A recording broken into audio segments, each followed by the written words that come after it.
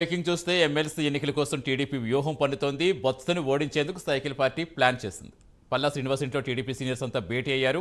సమావేశానికి అయ్యన్న పాత్రుడు, సీఎం రమేష్, ఉమ్మడి జిల్లా ఎమ్మెల్యేలు హాజరయ్యారు. అరకు, పాడేరు వైసీపీ ఎంపీటీసీలు, జడ్పీటీసీలపై టీడీపీ ఫోకస్ పెట్టింది. సమావేశానికి ఏజెన్సీకి చెందిన 60 మంది వైసీపీ ఎంపీటీసీ, జడ్పీటీసీలు వచ్చారు. వీరిని అమరావతిలో క్యాంపుకు తరలించనుంది టీడీపీ. 25 రోజుల పాటు క్యాంప్ కొనసాగించనున్నారు.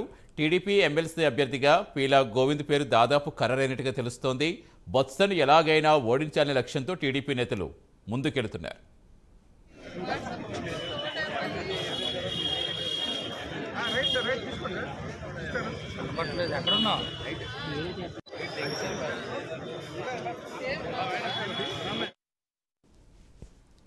ఎమ్మెల్సీ ఎన్నికల కోసం టీడీపీ వ్యూహాలు పన్నుతోంది. బొత్సను ఓడించేందుకు సైకిల్ పార్టీ ప్లాన్ చేస్తుంది. పూర్తి సమాచారం ఇచ్చేందుకు మా కరెస్పాండెంట్ రాజు జనుతులు. రాజు, ఎమ్మెల్సీని కైవసం చేసుకోవడం కోసం టీడీపీకి ఎలాంటి వ్యూహాలు రచిస్తోంది?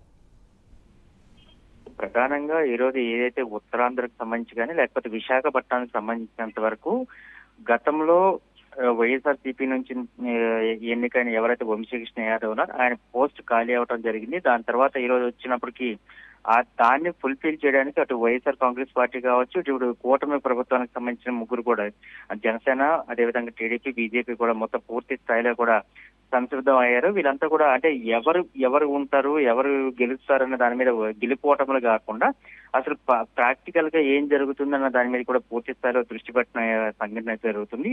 అయితే వైఎస్ఆర్ కాంగ్రెస్ పార్టీకి సంబంధించినంత వరకు 636 ఓట్లు ఉన్నాయి. వాళ్ళకైతే గెలుపుపై ధీమా వ్యక్తం చేసి అదే విధంగానే ఏకంగా బొత్స సత్యనారాయణ అయితే అభ్యర్థిగా ప్రకటించడం జరిగింది. దాని తర్వాత వచ్చిన తర్వాత ఇప్పుడు టీడీపీ కానీ లేకపోతే జనసేన, బీజేపీ కూడా కూటమి అభ్యర్థిగా ఎవరిని ప్రకటించాలన్న దాని మీద కూడా పూర్తి స్థాయిలో కసరత్తు చేయడం జరుగుతుంది. ఆ కసరత్తులో భాగంగానే ఈ రోజు చూసుకుంటే అదే గండిబాబు చీనా లేకపోతే పీలా గోవింద్ అనే దాని మీద కూడా ఇద్దరు పేర్లు కూడా తెరపైకి వచ్చే, ఈ ఇద్దరితో పాటు పలువురు పేర్లు కూడా తెరపైకి వచ్చినప్పుడు కూడా అక్కడ కొనసాల రామకృష్ణకి సంబంధించి అనకాపల్లి కొనసాల రామకృష్ణకి సంబంధించినంత వరకు పీలా గోవింద్ సీటు త్యాగం చేసి ఇచ్చాడు కనుక తప్పకుండా ఆయనకు అయితే అవకాశం కల్పించాలంటే ఒక వర్గం అయితే ప్రయత్నం చేస్తున్న పరిస్థితి కనిపిస్తుంది. మరో విషయంలో కూడా చూసుకునేటప్పటికీ ఈ ఎవరైతే వంశీకృష్ణ యాదవ్ ఉన్నారో వంశీకృష్ణ యాదవ్ కు సంబంధించినంత వరకు కొంత వర్గం కూడా ప్రయత్నం చేస్తున్న పరిస్థితి కనిపిస్తుంది. అయితే రెండింటినీ కాకుండా బ్యాలెన్స్ చేసే విధానంలో ఏ విధంగా వెళ్ళాలనైతే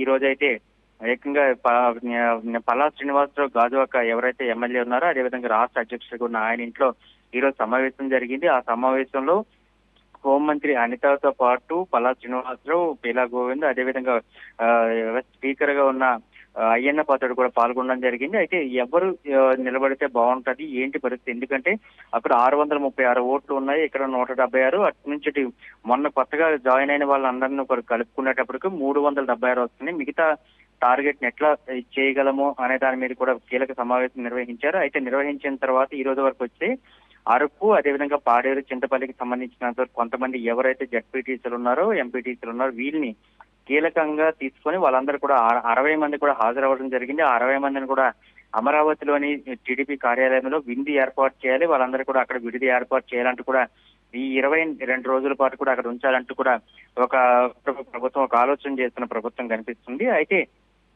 ఈ కేవలం అభ్యర్థిని ప్రకటించకుండా అభ్యర్థి ఎవరో తెలియకుండా ఈ విధంగా చెప్పడం ఏ విధంగా జరుగుతుంది, అదేవిధంగా ఓటు ఏ విధంగా వెయ్యాలన్న దాని మీద కూడా ఇప్పుడు ఎవరైతే అభ్యర్థులు వచ్చారో ఓటర్స్ ఎవరైతే ఉన్నారో అంటే కీలకంగా జెడ్పీటీసీ, ఎంపీటీసీ, స్థానిక సంస్థలకు సంబంధించినంత వరకు ఎవరైతే ఉన్నారో వీరంతా ఆలోచన చేస్తున్న పరిస్థితి కనిపిస్తుంది. కూటమి ప్రభుత్వానికి సంబంధించి అభ్యర్థిని ఏ విధంగా ఎప్పుడు ప్రకటిస్తారనేది రేపు లేకపోతే ఎల్లుండి కానీ ప్రకటించే అవకాశం కనిపిస్తుంది. ఎందుకంటే 12వ తారీఖు అయితే నామినేషన్ చేయాలి, 13వ తారీఖు దానికి సంబంధించిన స్క్రూటినీ జరుగుతుంది కనుక ఏ విధంగా జరిగితే బాగుంటుందన్న దాని మీద ఆలోచన చేస్తున్న పరిస్థితి కనిపిస్తుంది. ఇప్పటికే టీడీపీకి సంబంధించి అదేవిధంగా జనసేనకు సంబంధించి బీజేపీకి సంబంధించిన నేతలంతా కూడా ఇప్పటికే పల్లా శ్రీనివాసకు సంబంధించి ఆ గృహంలో అయితే మొత్తం సమావేశం అయ్యారు. దీనికి సంబంధించి కీలక నిర్ణయం తీసుకున్నారు. ఎందుకంటే కూటమి ప్రభుత్వం ఏర్పాటు అయిన తర్వాత మొదటి ఎన్నిక ఇది. ఈ ఎన్నికని చాలా ప్రతిష్టాత్మకంగా తీసుకుంటున్నారు. ఎందుకంటే ఈ ఎన్నిక కానీ ఒకవేళ కానీ అటు నుంచి ఇటు కానీ తారుమారు అయితే మాత్రం కూటమి ప్రభుత్వానికి చాలా వరకు కూడా ఇబ్బంది కలిగే అవకాశం కనిపిస్తుంది. ఎందుకంటే స్టార్టింగ్ లోనే ఇటువంటి